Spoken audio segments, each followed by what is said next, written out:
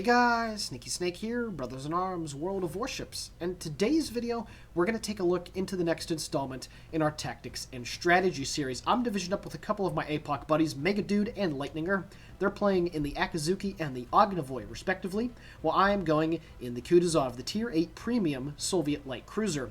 We're divisioned up here playing some standard battle on the map Neighbors. So, map control, what exactly does that mean? Well, I guess the best way to put it is this video is, designed to show you guys the basic fundamentals of positioning and control and give you a general idea of how to influence games. And it will not only, knowing the fundamentals, help you improve your win rate and your statistics, but I also think will help you get more enjoyment out of the game. And what better ship to be able to have a monster game in than the Kutuzov. This is a Soviet light cruiser at Tier 8 that has been in the game for quite some time, and it is one of the best cruisers tier for tier in the game.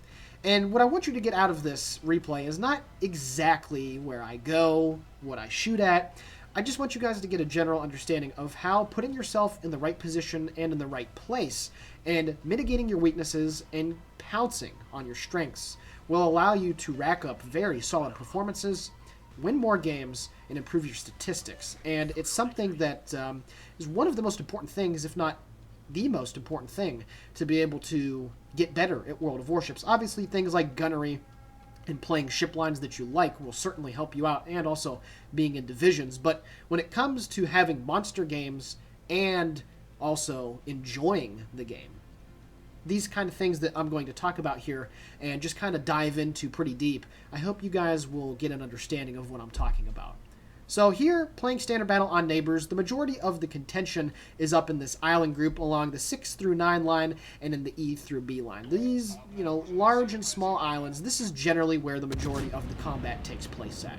So my buddies in the destroyers and myself are going to try and make an aggressive push up here. Now you can see here, Mega Dude has put himself in a position where he's easily able to get spots on the enemy ships should they come up this direction, and they indeed do. There's an Otago, a Bismarck, a Mogami, and there's a poor Akatsuki that just got caught by his guns. He's not going to be long for the life here, as I'm also going to open up as I come around the corner, and I managed to hit him with a couple shells myself. But you can see here that the majority of the enemy team is making a push up here. And you can also see that the majority of the enemy ships up here are aiming at me. Up to 5 ships as I pick up the first blood were aiming at me. So now I'm going to pop my smoke and slow down, start turning to starboard, and I'm going to be able to get undetected and continue to pump rounds downrange. So at this point, we're now going to take a look at the minimap. Alrighty guys, we're now going to take a look here at a snippet of the minimap that I was able to draw up on en.wowsstatic.tk. It's a website that you can go to pull up any of the maps in-game, and it gives you a plethora of tools to be able to mark positions, draw arrows, put ship icons on, etc., etc. It's a really cool tool, and a lot of people use it, at least in the competitive scene, to be able to draw out battle plans and, scheme of maneuvers and all that good sort of stuff. So, which you're seeing here on the map, I'm going to explain, and then I'm going to bring up a second picture. My cruiser is the green cruiser icon indicated on your screen, and my two buddies in the destroyers are indicated by the yellow destroyer icons. You can also see there that the blue icons are representing my friendly forces, roughly where they're at. I have a trio of battleships, a trio of destroyers, and a pair of cruisers that are more or less in the vicinity, and indicated by the two blue lines, they are making a hooking maneuver up in towards objective Charlie, where it would be if we were playing domination on this map. Now you can also see that the enemy ships that have been spotted at this point are also indicated on screen as well. You can see there's a quartet of battleships and a trio of cruisers that are moving on a more or less due east course. And what's going to happen here is that the majority of this battle is going to be fought in the vicinity of objective Charlie. So that's indicated right there. And I really hope this guys gives you, a better visual representation, because I certainly am a visual learner. Now we're going to take a look here at this second screenshot, and a couple things have changed. First of all, I've removed my friendlies from the map, so I had a little bit more room and it's not so cluttered. Now, what are the lines, green and blue, and the yellow circle? The yellow circle represents my smoke screen. So I'm in a position where there's no enemy radar at all on the enemy team. So I'm in a very, very safe position here. The green arrows indicate my good fields of fire with my guns. The two ones that are pointing more towards the enemy's base, I'm only able to use my two rear turrets at the moment. If I wanted to back up inside of my smoke screen and turn a little bit to the left, I would be able to open up my broadside, my full broadside to bear. However, the two green lines that are pointed up towards Objective Charlie, I'm able to get my full broadside to bear on any of the enemy ships that are going in that direction. And you can see one of the islands that is in C6, I am able to shoot over it. It is far enough away. So any movement by the enemy team through any of those gaps, and I'm going to be able to get some serious fire on them as well.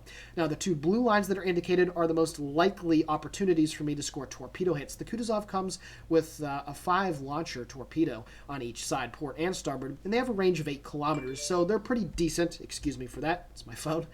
They're pretty decent at being able to keep the enemy at arm's length, and we'll see if any of the enemy ships decide to push down. But basically what this means is that if any enemy ships try to move towards where Bravo would be in the center of the map, or everything up through Charlie and extending almost all the way back to their base, I am within range, because the Kutuzov has a range of like 19.2, 19.3 kilometers. So any enemy ship that appears in any of those firing gaps, I'm going to be able to get shots on. So I just wanted to show you, again, visually, what this position means. And also my destroyer that's off my rear end in the Akizuki is also there to provide smoke, and he's also there as a picket to detect incoming torpedoes should they potentially come a lot earlier. So this is a very strong position, and now we're going to get back to the gameplay and see how it turns out. Alrighty guys, getting back to the gameplay here, and you can see that the picket destroyer is already working as intended. I'm getting some shots downrange at the enemy Mogami, who has foolishly pushed in way too far. I am backing up. It does appear that I'm going to take 1 torpedo, but I'm going to keep getting some shots here on the enemy Mogami. Now, one thing to note about my Kutuzov build is I have Adrenaline Rush, so even though I've almost lost about half of my hit points, that's okay, because now my reload is down to 7.2 seconds, and again, because they don't have any radar ships in the game, I'm able to shoot out of the smoke screen with impunity, and with the faster rate of fire, well, that'll certainly increase my theoretical DPM. Now, I'm getting more shots here at the enemy Mogami, and he ran aground, he pulled a Notzer, I'm getting some AP in him, and you can see there, once again, the destroyer picket is working as intended. One of the ships, probably the Mogami and one of the other destroyers, launched torpedoes, so I'm going to slowly move my way forward, and I really don't have to worry about those torpedoes, but they would have ran out of range regardless. And this Mogami is just getting absolutely slaughtered right here. I keep switching between armor piercing and high explosive, and he is almost dead. So now I'm going to switch to some other targets here. I get a long range shot at the enemy Bismarck, and you can see I'm already up to 30,000 damage, and I managed again to kill that destroyer at the beginning of the game for the first blood. You can see here my buddy Megadude behind me is also getting some very good shots into enemy ships as well, and that Mogami is certainly not going to be alive for very much longer. And right here in this position, there's really no reason for me to move. There's really no reason for me to panic. Now, one thing to note, in D5, you can see that enemy North Carolina is 10.3 kilometers away, and he is slowly inching his way forward. So once again here, nothing to worry about. I'm in my smoke, and I'm going to try to set this guy on fire and hopefully be able to make him use his damage control. Now, my smoke does run out, and I still have to wait 54 more seconds now with 15:48 left in the game for my smoke. So now my buddy Megadude, patiently waiting, is going to move forward, and he's going to drop his smoke screen for me as well. Now, obviously, yes, I'm in a division, so I do have other players that are able to, give mutually supporting fire, give me smoke and all that. I understand that completely. So, if you want to call that an asterisk on this video, more power to you. But anyway, you can see here the firing angles that I've talked about. I was able to get shots on the Mogami. I'm able to get shots over this island right here where that Byron probably thought he was safe. So I landed a nice 3,600 point salvo right there. And now this enemy North Carolina, the second one, is also pushing forward. And you can see here that I'm only able to use my rear 2 turrets. But if I maneuver just slightly a little bit and open up, now I'm able to get my full broadside to bear on the enemy North Carolina. So that's very good stuff. And just like I mentioned in the pictures, you can see here how just crazy this position is. And you can also see what's happening to the enemy team. They've all basically started to move to the northwest. They've all turned away. It looks like some Mahan torpedoes are going to strike the North Carolina and make him use his damage control. Very good stuff. But you can see what's happened here. All of those enemy ships are still well within my effective range, and they've had to turn away from this northern part of the map, because if they were to continue to push in, once again, I would have just continued to lay waste to them. Notwithstanding my friends that are on the 9 and 10 line also getting shots as well. So I'm going to keep focusing here on this enemy North Carolina. My smoke has long since come back, so as soon as Megadude is about to tell me that the smoke's about to run out, then I am certainly going to pop mine, and once again, I'll remain completely undetected. There we go. I'm popping my smoke now as his is running out, and I'm just going to continue to shoot and shoot and shoot and shoot. And you know what? This position is absolutely bananas, and I like the little cinematic view right here as well. I enjoy hitting Control G just to look at it from this perspective, so very good stuff. Now at this point, like I said before, I launch my port side of torpedoes, 5 fish in all, down the channel. Now you can see here that the enemy team is, at least those North Carolinas, is trying to be bold. They're trying to push me out of this position. But once again, I really don't have to worry about it. So I land some more shells. I do have more fires burning. I'm up to 75,000 points of damage. The North Carolina only has 5,000 hit points. And you can see that the next one is now moving into the channel. But what he probably does not know is I get some AP against the Otago, as I also managed to kill the enemy North Carolina with the fire, pick up my second ship destroyed in the game. The North Carolina probably doesn't know that I have torpedoes in on the way. And it's something that, a lot of people kind of neglect. They think, Soviet cruisers, at least the ones the lower tiers, have only 4-kilometer torpedoes, so they're generally not used to this. I managed 10,000 points of damage. Instead of flooding on that NorCal, I crack 100,000 points of damage, and now Mega Dude, my buddy, is getting ready for a short-range torpedo attack, because obviously that North Carolina has used his damage control, and quite frankly, he's just panicking right now. He's not doing anything. He's not trying to speed up and get the heck out of there, and Mega Dude's torpedoes certainly look like they're going to be able to finish this guy off. My smoke is somewhat about ready to run out. Probably got about 20 seconds left, so you can see here I'm now moving forward because, eventually it's going to run out here very shortly, and I really don't want to be in this position to potentially get nuked by the North Carolina's front guns. And like I said, Mega Dude's torpedoes are going to fly in there, and they're going to be able to take care of business. There we go. So very good stuff right there. And as I move out of my smoke screen, I'm now going to get some long-range shots there at the enemy Bismarck. And once again, it does not matter how far forward they move off to the northwest. They're all pretty much within range of me, so there's really nothing that they're going to be able to do to get out of dodge. So as I'm swinging my front turrets into play now, I'm also turning a slight bit to starboard. I was aware of that enemy Otago that was continuing his push to the southwest over in the vicinity of Delta 5, I believe was his last position. So I'm swinging my turrets into play, and I'm getting ready to, potentially get shots in on him, as our Farragut manages to take out the Benson with torpedoes. My buddies in the destroyers are also moving towards the middle part of the map to, again, potentially get some spots there on that enemy cruiser that is definitely lurking in that location. I'm up to 110,000 points of damage as I get a double fire from only 2 turrets that fired right there. 6 guns. Very good stuff right there. The Bismarck continues to burn. He's going to let it go. And again, the damage is just slowly increasing. And this is already a fantastic game, but there's still a little bit more that needs to be done. The Bismarck now uses his damage con. So even though I'm detected, nobody's aiming at me. So there's really no point for me to be too worried about it. I'm obviously going to be constantly monitoring if a number appears next to the exclamation point. And now I'm going to use my last smoke here, go undetected, and again, continue to pump long-range shots here at the enemy Bismarck. Now, obviously, with the great stealth fire nerf, the Kutuzov does have an edge over the Chapayev, as it can, go undetected, so to speak, and still be able to get shots long range. Excuse me. So, yeah, there's nothing this Bismarck can do. He's not, I'm not going to be detected to him as I yet light another double fire on this guy as I'm cracking 120,000 points of damage. So now this Bismarck is going to burn for quite some time. And again, there's nothing he's going to be able to do about it. But you see here that I've pretty much been within the same 2 grid squares almost the entire game, almost the entire amount of damage that I've dealt. And the enemy team's push was just absolutely beaten. And when they weren't worrying about me, my friends continued to push around on their right flank, and we were able to take care of business. There we go. The enemy Otago finally appears silver facts as I pick up the high caliber.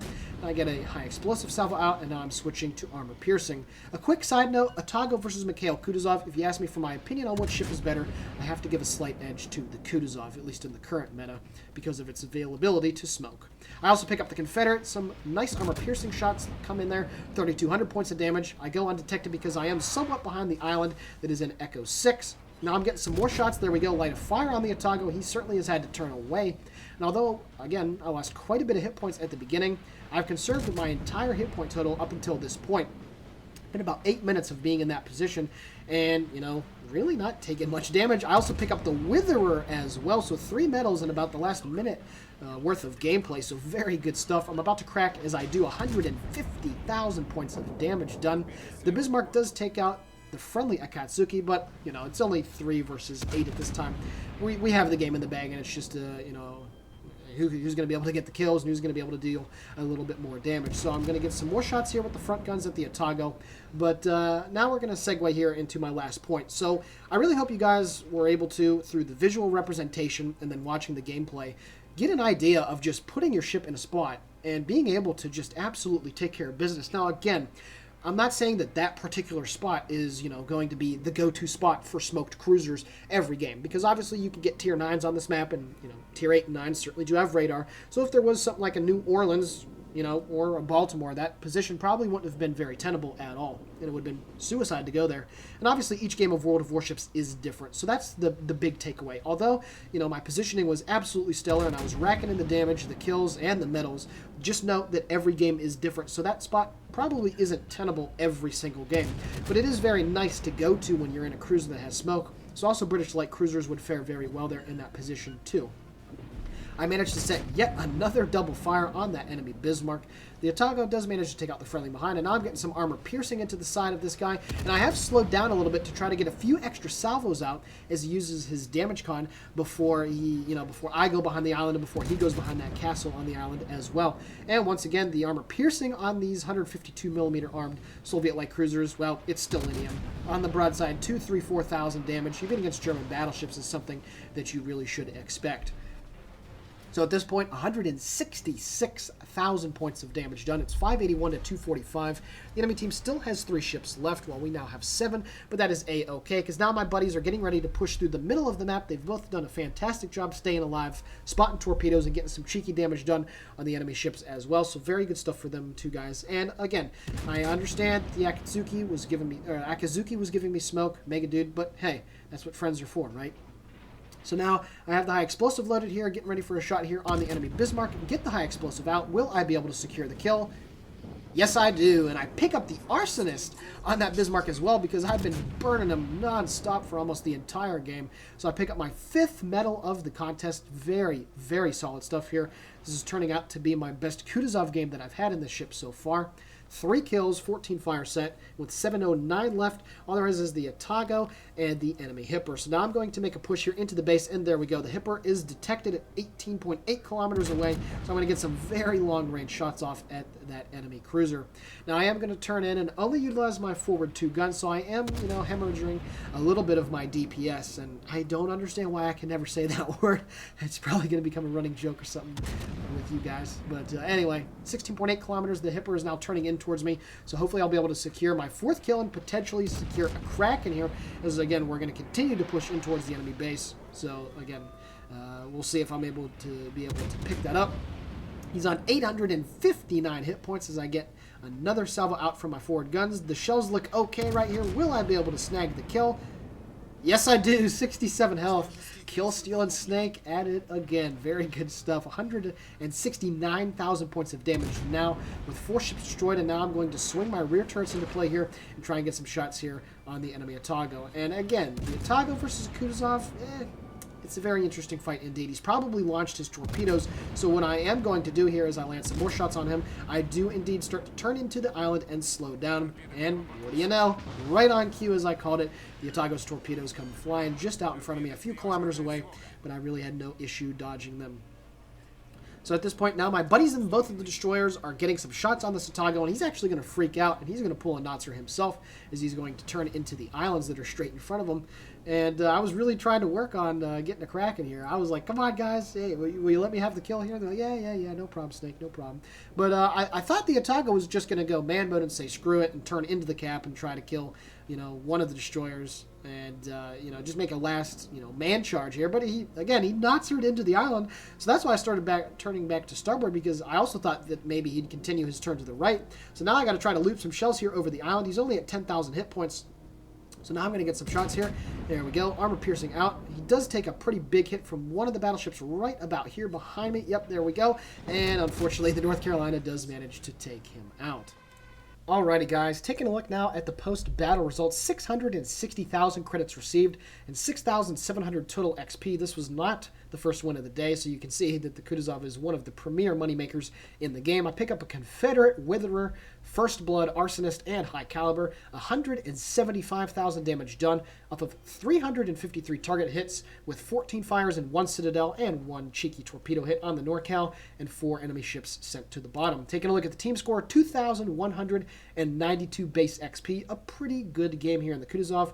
My buddy in the Akazuki finishing second with 1645, and then the Ognivoy rounding out with ship killed and 935 base XP as well. So we managed to kill 6 of the 12 enemy vessels on the enemy team. And again, I really hope that the visualization showed you guys just how impactful that it can be. And if you'd like me to do more of these map positioning tactics and strategy videos, please let me know in the comments below. I would really appreciate it.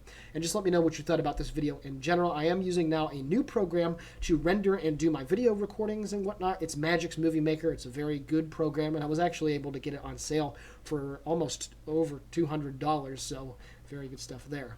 So with all that all being said, the Sneaky Snake here for Brothers in Arms World of Warships signing off. Please consider giving the video a like, commenting on it, or maybe subscribing to the channel. All of it is much appreciated, and have a fantastic day.